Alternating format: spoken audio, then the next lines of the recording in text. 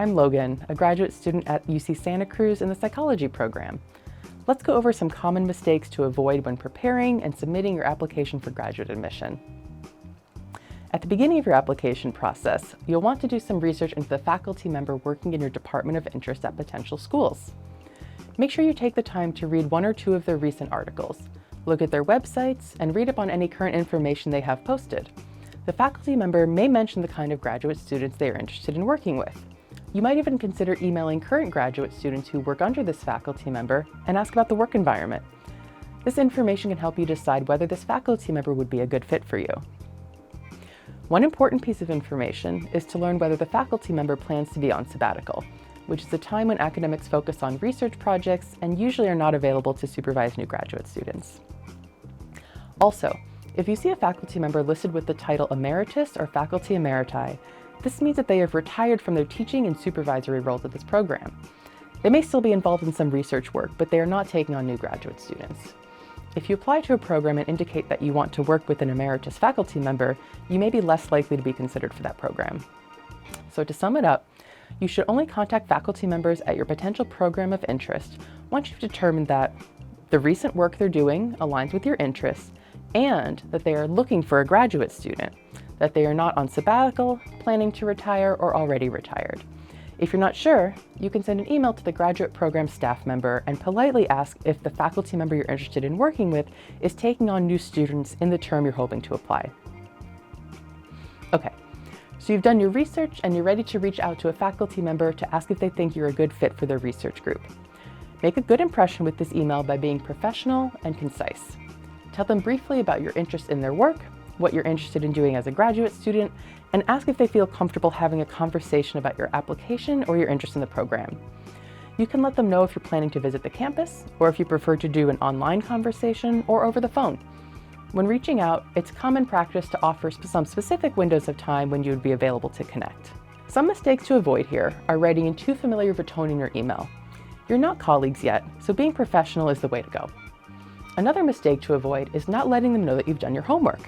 Tell them which articles you read, what project of theirs really piqued your interest, and what new research or information they produced that excited you.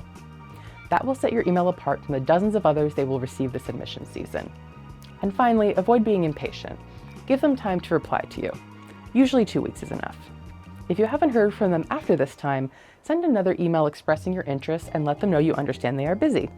Hopefully they will be able to reply to you this time. If they don't reply after your second reminder email and you've waited another 2 weeks, send one final email and let them know you understand that they are busy, and let them know whether you're planning to apply to their program and you hope that you'll be able to work together in the near future. Remember, the connections you make now may lead to a positive outcome in the future. Staying polite and courteous will avoid the worst pitfall of all, leaving a bad impression with a potential colleague. As you write and prep your application, some mistakes to avoid include spelling errors and grammatical mistakes.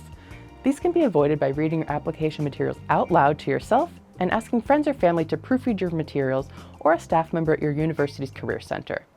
For friends and family, it's always nice to offer a small token of appreciation for their time and effort, such as a cup of coffee. You'll need to have at least 3 letters of recommendation for your application, and you should ask for these with plenty of time in advance. A good time frame is asking 1 to 2 months in advance of your application deadlines to make sure you avoid an incomplete application for graduate school. Give your recommenders all the details they will need to complete your letter: the deadline for your application, the name of the program and the school you're applying to, any faculty you've reached out to at these programs, and the website or address where they need to submit their letters. A good way to keep track of all this information is to create a spreadsheet and share it with your recommenders. Be willing to share your essays used for the application, meet with your recommenders to share your interest in the program you're applying to, and discuss your career goals. Also, ask how your recommenders would like to be reminded if the deadline is approaching and you believe they haven't submitted their letters yet. Some may want a quick email reminder, others a text message, or a visit to their office hours. You could even set up a calendar reminder for them and for yourself. Asking them in advance avoids any miscommunication or awkward feelings about requesting the letters be turned in as the deadline approaches. Some quick final notes. Never write your own letters of recommendation, as this can be considered application fraud and may prevent you from being accepted into a program. If a recommender needs your help with their letters, offer to provide them notes or have a conversation with them about your goals and priorities. Sometimes technical assistance may be necessary for letter writers. If they need further help, see if a third person can assist them. Usually the school where you're applying cannot provide this assistance.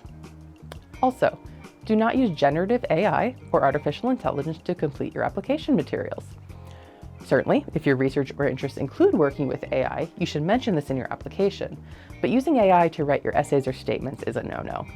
The schools you apply to want to see your potential for generating authentic and original research, and your application demonstrates these skills to the program. And remember that plagiarism is never okay. But of course, you knew that already. I hope this video will help you avoid some common mistakes when you apply for grad school. Good luck with your applications.